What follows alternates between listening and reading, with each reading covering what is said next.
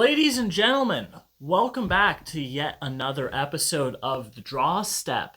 And today, what we are doing is, instead of a full deck build, I am going to cover the top 5 monocolored commanders that I would like to build a deck around someday. Now, to be clear, I'm going to do one commander of every single color, kind of break down what I like about the cards and why I want to build them, and at the end, I want you to go ahead and drop in the comments which of these 5 you would like to see me build a deck around, and whichever one gets the most votes, I will actually build that deck. So, starting off, for green, we have Vorinclex, the legendary Praetor from, what was that, March of the Machine, I believe is the set that this came out in.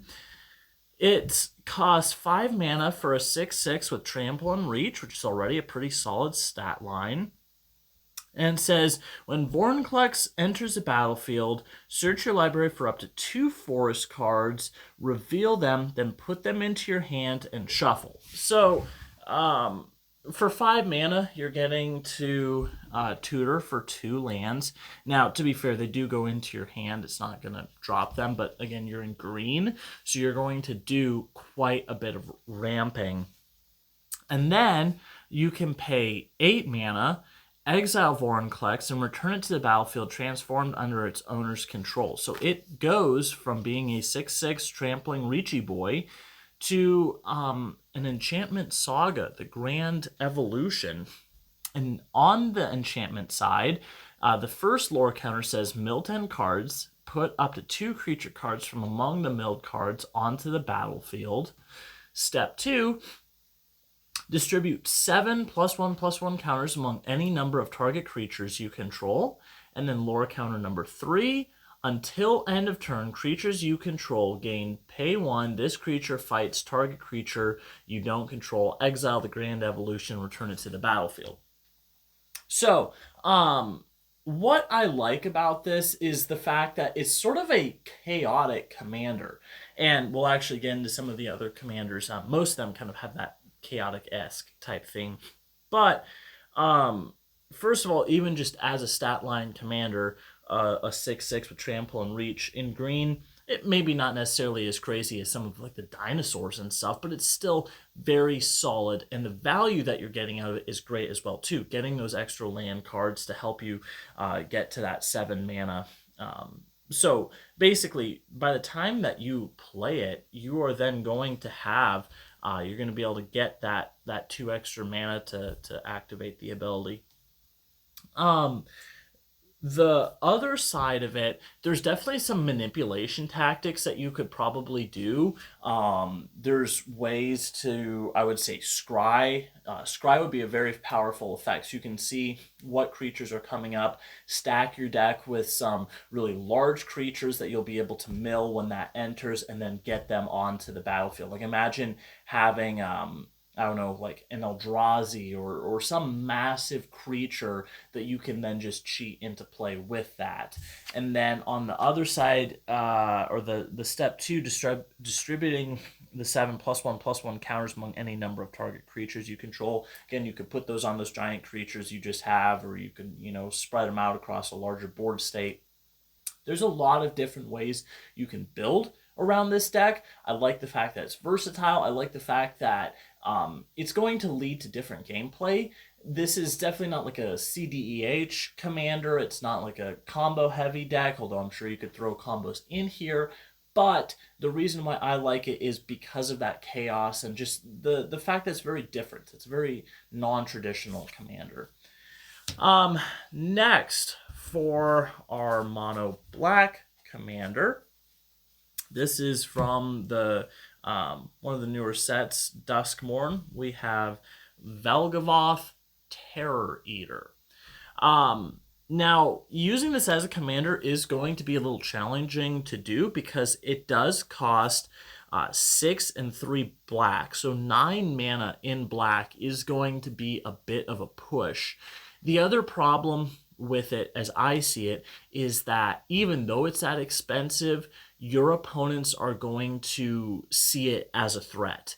And as soon as it hits the board, they're going to try and destroy it. So you're going to have to try and come up with ways to ramp very, very, very quickly and protection to keep your commander safe.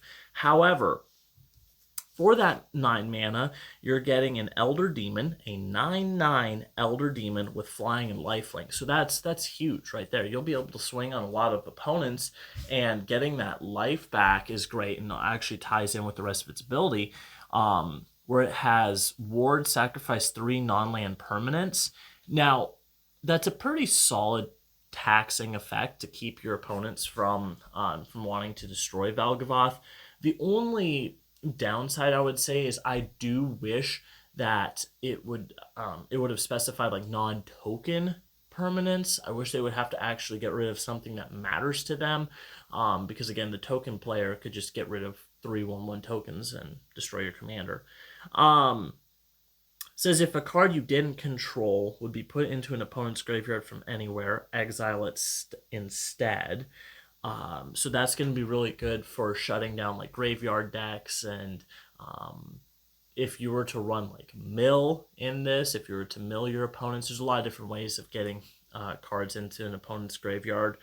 During your turn, you may play cards exile with Valgavoth. If you cast a spell this way, pay life equal to its mana value rather than pay its mana cost. So this, for the same reason as Vorinclex, the reason why I like it is because of the chaotic nature of it. From game to game, obviously you're going to have your gameplay. You're going to have your ramp. You're going to have your protection. You're probably going to have other ways to gain life, which in black isn't necessarily that hard to do. But there's going to be a lot of chaos from game to game because it's going to depend on what your opponents are playing, what stuff you'll be able to take from them. Again, whether it's just destroying their stuff, goes to the graveyard, exile it, and then pay it with your life, or maybe you're doing some sort of mill or discard strategy. There's a lot of different ways that you can go with this and get great value. So again, this is not necessarily a strong competitive deck, but I do think that it could be really fun, probably a little toxic in casual settings. And that's the one thing I would say with Valgavoth in particular, is that it's in a bit of a gray area where it's not strong enough to be super duper competitive in competitive gameplay, but it's also a little too strong and toxic for casual gameplay. Fortunately, my friends, I subject them to far worse, like my Maha deck. So they would put up with a Valgavoth deck. All right, moving on to white. I have Mondra Glory Dominus. This card, I haven't even checked the value in a while. I know it's absurdly expensive. I think it's like $50-some. This is probably the least creative out of all 5 colors, but it is one that I think can be very, very strong. So for 4 mana, you get a 4/4, and it says if one or more tokens would be created under your control, twice that many of those tokens are created instead, and then you can pay 1 and 2 Phyrexian white, sacrifice 2 other artifacts and or creatures, but indestructible counter on Mondra.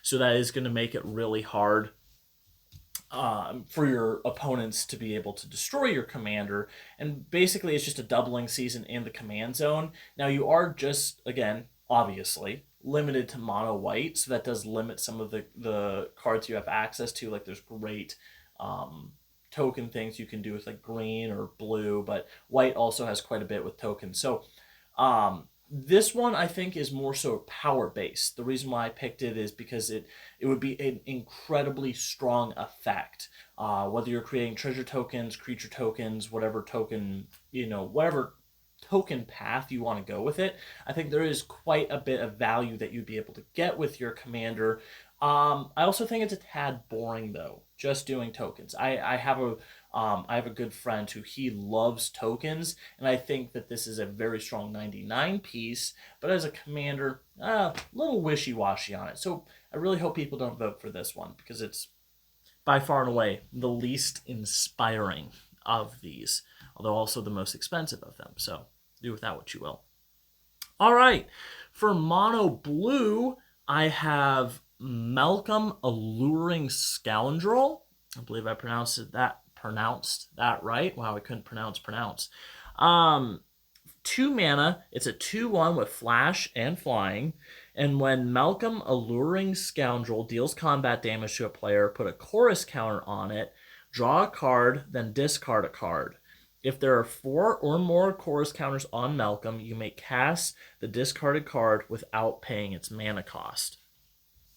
So this is, again, going back into a little bit of that chaos theme. You never quite know exactly what you're going to get. However, in blue, there's a lot of ways that we can strategize this with like scry effects, or to be fair, it says cast a discarded card. So it is going to be coming out of our hand. So if we draw into something big, we would then be able to, once we have those 4 chorus counters on our commander, we would be able to cast that for free. A few limitations to this. It is a 2/1, so that'd be very easy for an opponent to kill unless you're swinging on someone who doesn't have flying. And at that point, if you're building a commander deck and you don't have any flying or any sort of protection from flying, that's on you. You deserve to lose. So a 2/1, that's going to be very easy for them to kill. However, it is only 2 mana to cast, and it has that flash. So you can cast it on an opponent's turn as soon as it gets back to your turn. Should be early enough in gameplay that you can get out, swing with it, and get that going. What I would do is I would fill this deck with a lot of proliferate effects so we can get that 4 like as quick as possible. You do not want to wait 4 combats, especially because, again, your opponents are going to know we can't let this thing do combat damage. They'll do whatever they can to block it. So you have to be able to get through at least once, get that chorus counter or whatever they call it. Yeah, chorus counter on it, and then proliferate those counters so the next time you swing, you can get that card for free.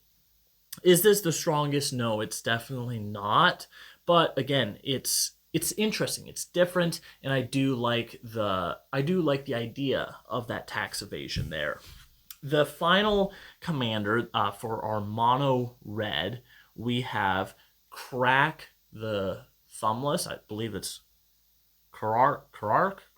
I don't know. But he has no thumbs either way. 2 mana. He's a 2/2. And it says, whenever you cast an instant or sorcery spell, flip a coin. If you lose the flip, return that spell to its owner's hand.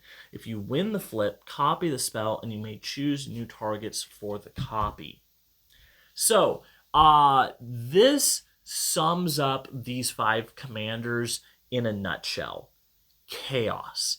That is what I'm looking for. My strategy when I'm building new decks, I feel like I've had quite the evolution over time as far as trying to be super toxic and salty. In fact, some of my saltiest decks were decks I built a long time ago, with the exception of Maha, which is incredibly salt-inducing. Again, I keep mentioning it. If you haven't seen that video, you're really going to want to check that out.